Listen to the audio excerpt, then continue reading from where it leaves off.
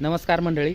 आज जागतिक पर्यावरण दिनानिमित्त आणि बीज महोत्सवानिमित्त आमच्या ग्रुपला वृक्ष संवर्धन ग्रुपला इन्व्हाइट केलं होतं इंद्रनील जैवविविधता केंद्र सासवड यांनी.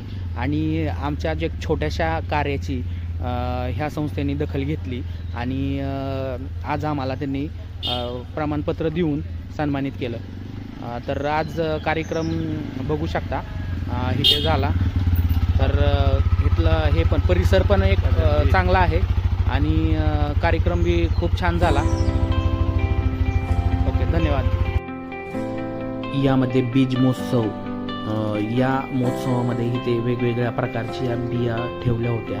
म्हणजे कडधान्य असू द्या, तुमचे लसूण, परत कांद्याची बिया, अजून जे आपापले कडधान्य आहेत आपल्या परिसरामधले जे नष्ट होत चाललेले आहेत त्यांचे वाण, त्या वाणाच्या बिया इथे ठेवण्यामध्ये आल्या होत्या प्रदर्शनामध्ये.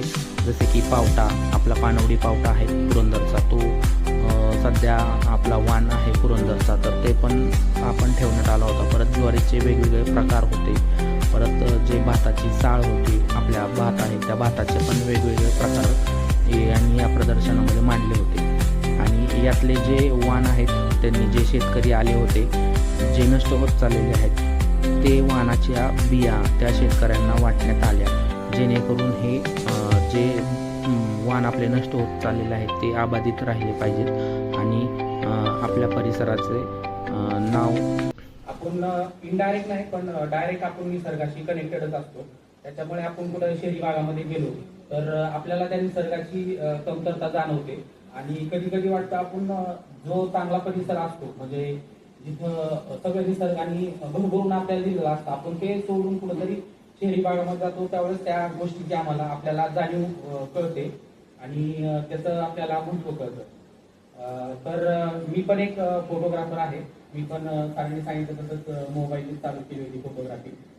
आता कॅमेरा मी पण घेतलाय, पण साधाच आहे. सरांनी सांगितलं तसं लय मोठा नाहीये. आपला एक छंद जोपासायचा म्हणून मी तो छोटा कॅमेरा घेतलेला आहे.